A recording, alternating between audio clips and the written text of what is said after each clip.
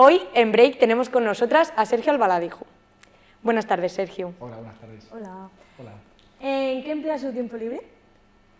Pues el poco que tengo últimamente, en ver películas, jugar a videojuegos, eso es la esfera más personal, y luego pues en pasar tiempo con la familia, con mi chica, con mis amigos, lo normal. Y Sergio, ¿cómo te definirías? Así, en términos generales, Sí. pues no sé, quizá como una persona con mucha inquietud, a la que le interesan cosas muy distintas, a veces incluso creo que opuestas, y no sé, y con ganas de conocer quizá muchas cosas que desconozco, o conocer más de cosas que creo que conozco poco, que es casi todo. ¿Cómo pasa de ser alumno a profesor de loco?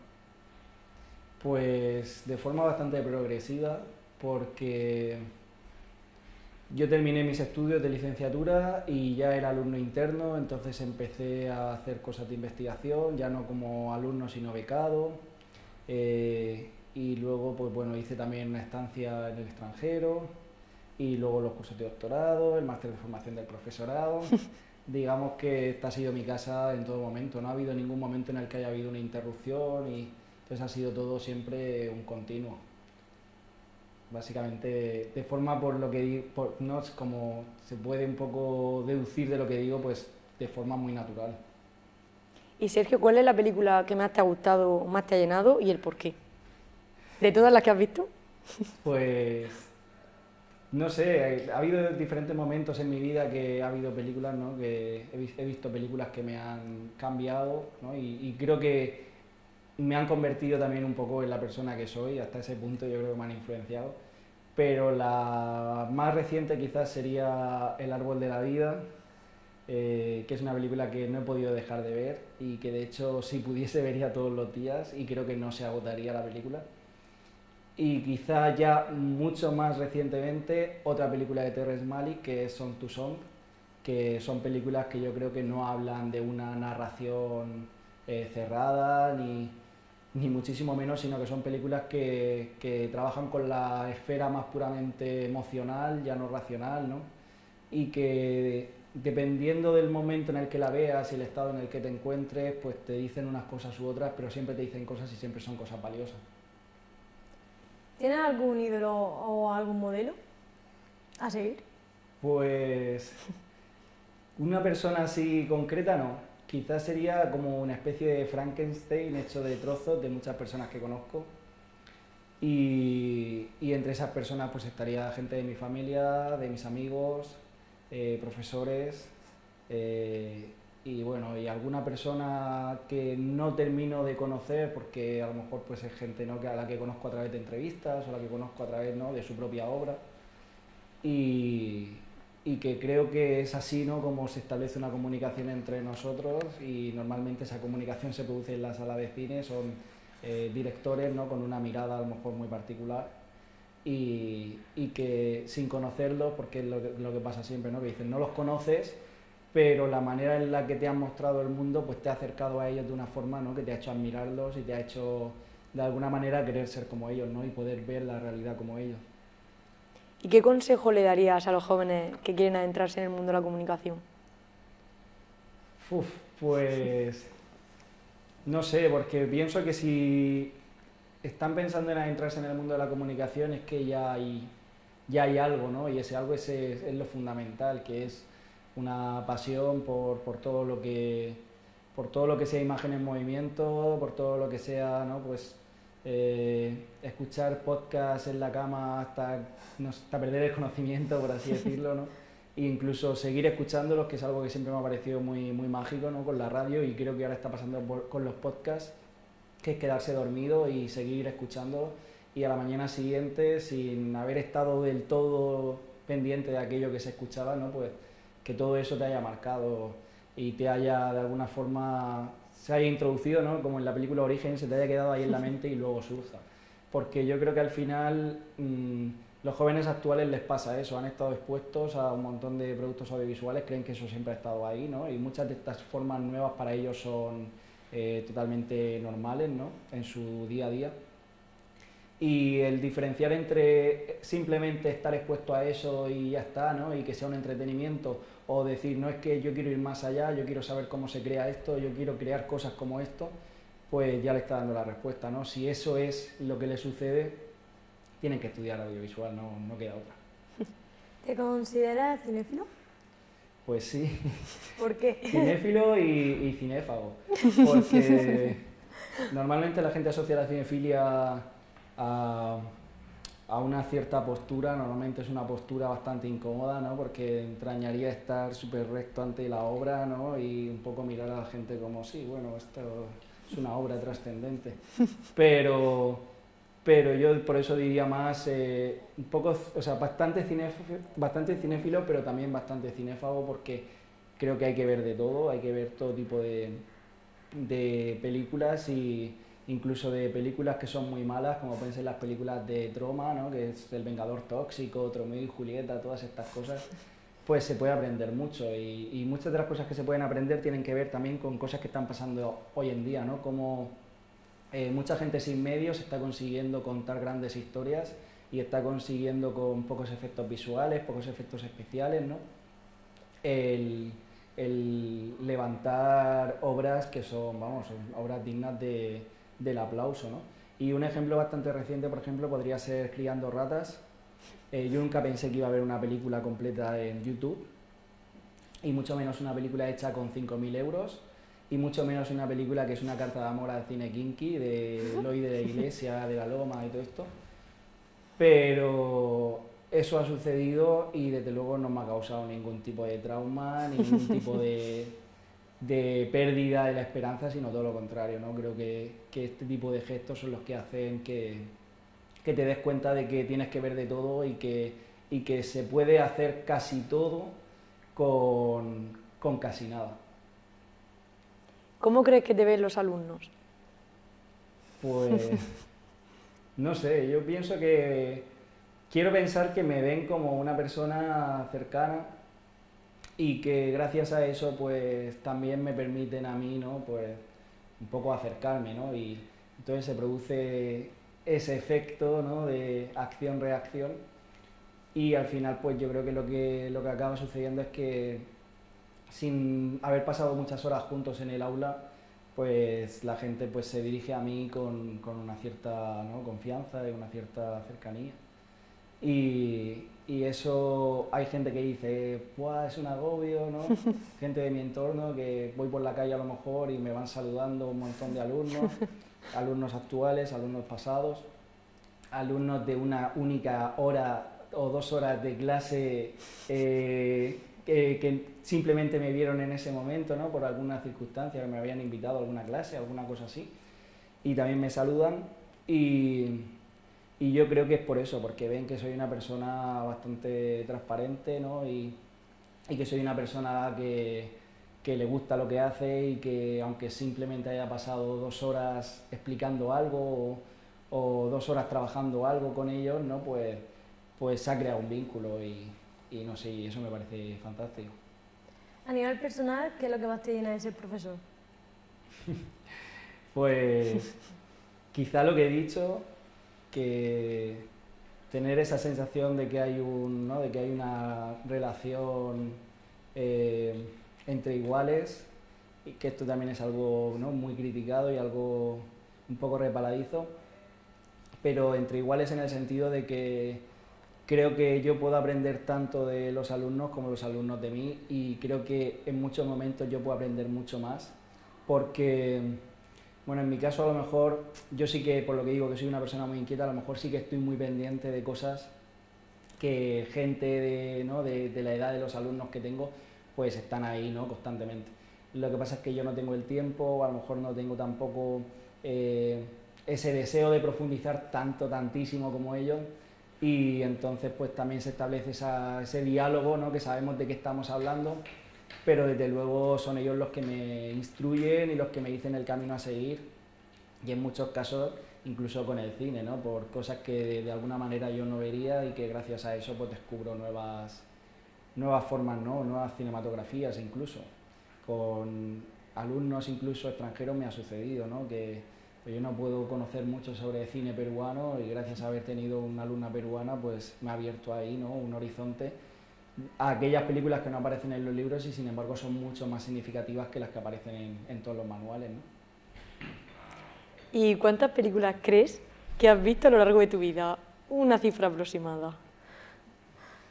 Pues es muy difícil hacer una estimación, pero teniendo en cuenta que hace, pues no sé si fueron 5 años o así, empecé a registrar las películas que iba viendo en una plataforma, ¿no?, que tú registras las películas que vas viendo y te dice otras películas similares, ¿no? Entonces iba poniendo también, bueno, pues estas también las he visto, pero no iba más allá, no me ponía en plan ahí, venga, voy a empezar a marcar todas las del mismo director.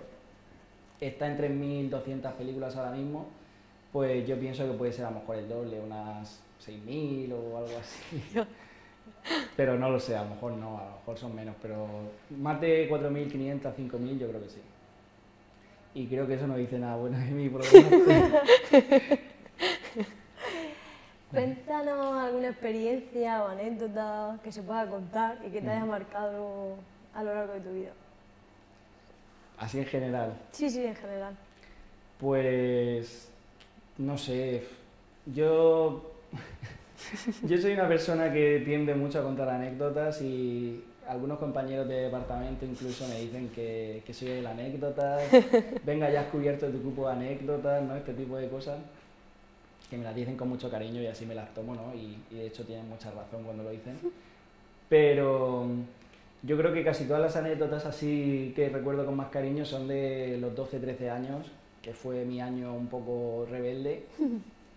Y yo creo que son anécdotas que también recuerdo con mucho cariño porque yo creo que fue ese momento en el que empiezas a descubrir de qué va la vida, ¿no? Y la amistad, ¿no? Y todo, absolutamente todo, ¿no? El amor y sus contrarios, ¿no?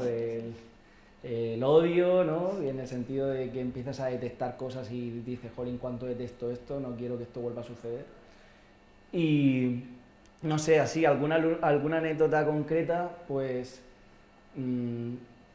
se me ocurre una, no es de esa época, porque todas las que se me ocurren de esa época no se pueden contar abiertamente, pero se me ocurre una concreta que tiene que ver con los alumnos y concretamente tiene que ver con unas alumnas de FP que entraron aquí y no eran personas que consumiesen especialmente una gran cantidad de cine y sin embargo a raíz de las películas que yo comentaba las iban apuntando, iban un poco haciéndose sus propias listas, ¿no? Acabaron descubriendo el Café Ficciones, ¿no? Y llegó un momento en el que ellas me llegaban a recomendar películas y buscaban películas que decían esto seguro que no lo ha visto y conseguían encontrar películas que no había visto y al final cuando terminaron el ciclo, pues bueno, se había despertado en ellas una cinefilia que yo nunca creí que pudiese nacer de esa forma, ¿no? Tan fuerte, ¿no? Tan pasional.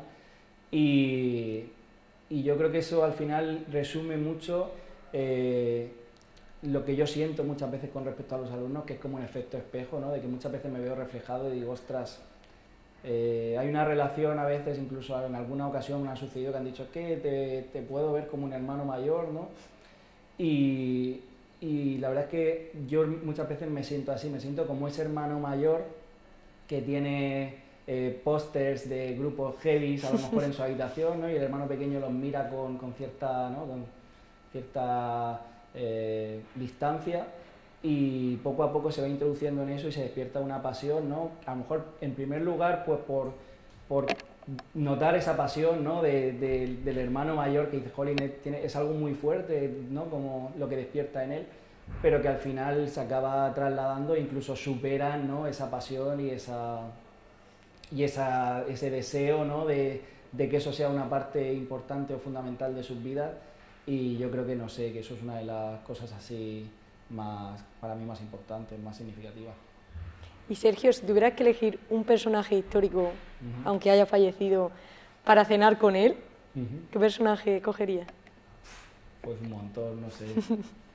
Creo que cogería a un director de fotografía que se llama Néstor Almendros, porque es un director de fotografía que siempre me ha gustado y hace tan solo unos años, bueno, hace tan solo unos años no, hace a lo mejor 8 o 9 años, descubrí que Néstor Almendros era íntimo amigo de mis abuelitos, de mis abuelos maternos, y que les hacía fotografías, ¿no? Y que esas fotografías nunca ellos pudieron, no conservan ninguna fotografía porque él nunca les enseñó ni les entregó ninguna fotografía, ¿no? Cuando empezaba a hacer fotografías y tal.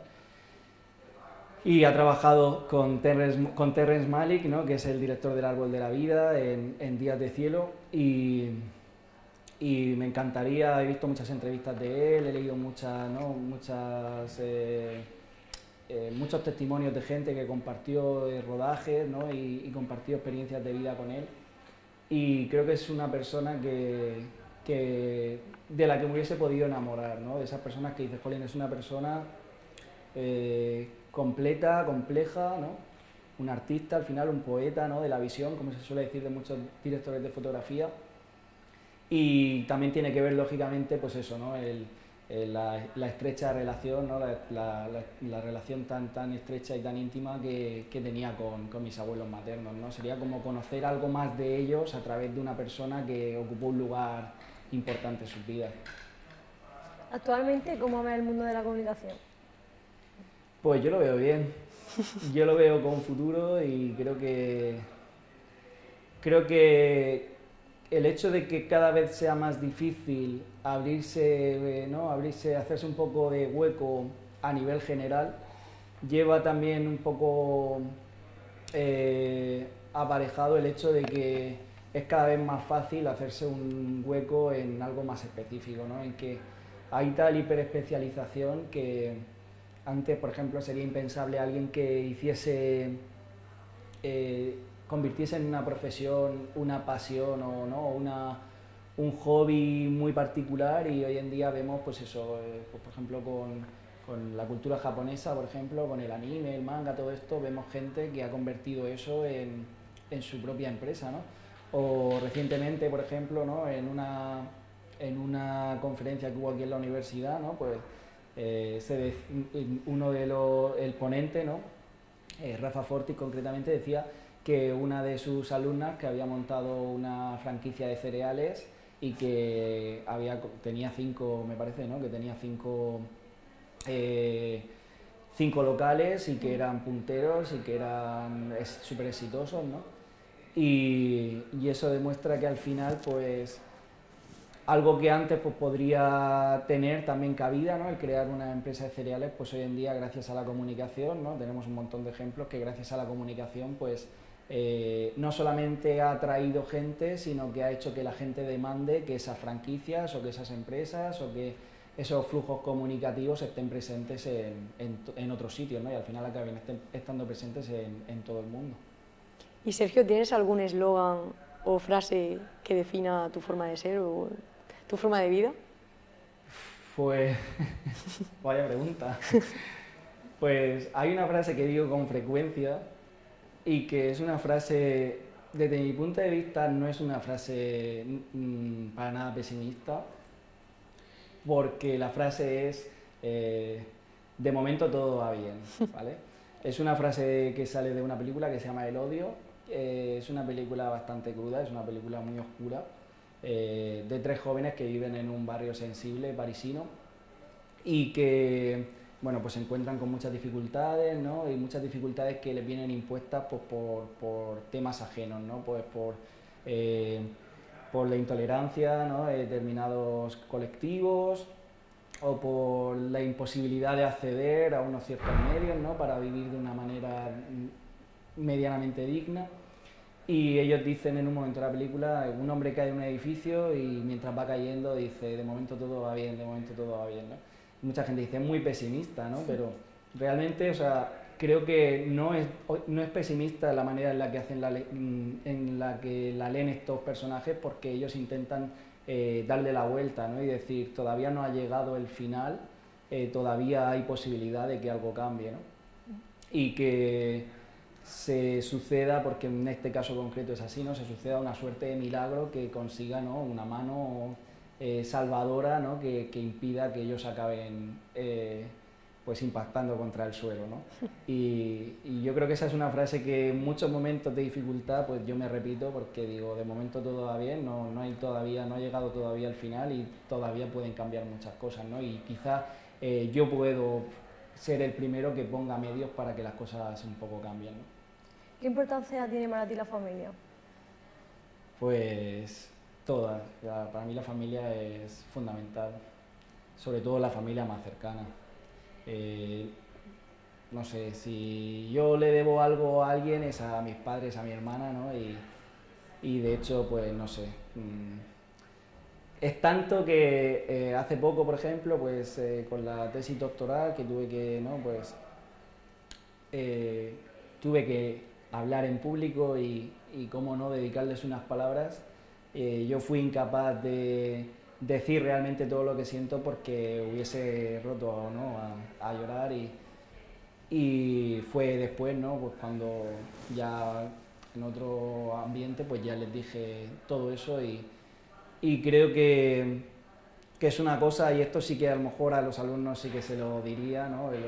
Los consejos y tal, que se dedican a lo que se dediquen y que hagan lo que hagan, que no desperdicien ni una sola oportunidad de hacer saber a los suyos que les quieren, ¿no? Y ya no solamente la familia, porque a veces mi mejor amigo, yo le digo que es mi hermano, es como si fuese mi hermano, pues es también mi familia, ¿no? O un compañero de trabajo puede ser también tu familia, entonces yo creo que la familia al final es la que te viene dada, pero luego también la que va un poco por el camino, ¿no? Pues van apareciendo y en muchos casos pues se convierten también, entre comillas, ¿no? Pues en padres, en hermanos, ¿no? E incluso en hijos en algún caso, ¿no? Que gente a lo mejor pues que, pues no sé, pues de alguna manera pues tienen esa, ¿no? Te convierten en un cierto referente, en un apoyo, en una persona al final a la que acudir y no sé. Y para finalizar, Sergio, ¿cómo definirías la comunicación en una palabra? Pues pasión. Es una palabra que creo que he repetido en la entrevista mucho, yo me repito mucho, entonces tampoco es raro. Pero yo creo que pasión porque al final se reduce todo a eso. Cuando tú tienes que comunicar algo, sea con palabras, sea con imágenes, como sea, con gestos, ¿no? Si hay pasión, eso se nota y eso no se puede impostar, ¿no? Si la hay y al final se va a notar. Por mucho que intentes frenarlo, se va a notar. Y de la misma manera, si no la hay, no se puede impostar, ¿no? Al final se descubre que es algo que no es real. Entonces yo creo que una persona que se dedica a la comunicación, lo que decía antes, tiene que poner mucha pasión y para poner esa pasión es imprescindible que esté haciendo dentro del ámbito de la comunicación lo que realmente le interesa, porque lo que va a comunicar es algo de lo que sabe, algo de lo que en muchos casos a lo mejor no lo sabe todo, pero quiere saber, ¿no? Y ese es el ejemplo, pues por ejemplo, de esto, ¿no? De lo que está sucediendo ahora, que ya no es tanto que las partes lo sepan todo, sino que las partes pues deseen saber más, aproximarse más, ¿no? El encontrar ese lugar de encuentro para un poco de debatir o contagiarse, ¿no? De determinados sentimientos o determinadas ideas. Entonces yo creo que al final eso, la pasión es lo que mueve todo y no solo la comunicación. Pues muchas gracias, Sergio. Muchas gracias, Sergio. Muchas gracias a vosotras.